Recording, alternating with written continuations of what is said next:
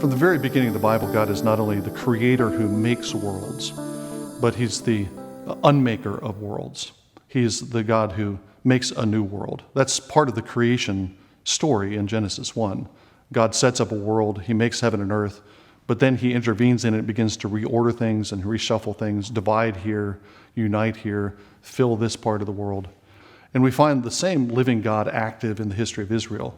Israel's history is a history of makings, unmakings, and then remakings. God set up a Mosaic system centered on the tabernacle, but when that fell apart in the days of Samuel, God didn't restore it. God didn't tell Samuel to put it back together. He didn't tell David to put it back together. Instead, he instructed David and Solomon to do something new. God, the living God, makes worlds. He unmakes even the worlds that he himself has made, and then he puts the worlds back together in a new way.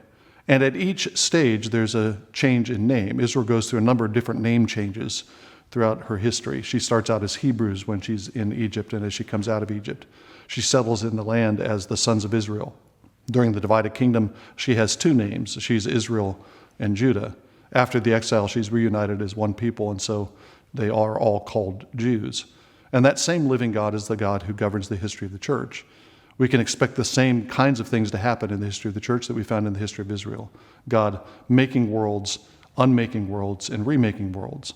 Since the Reformation, we've had a world where Christians have been divided. They've had different names. They've been loyal to different doctrinal standards and different confessional standards. But we can hope for the time when we all bear a single name, when God puts the divided church back together and we're all denominated by the name Christian.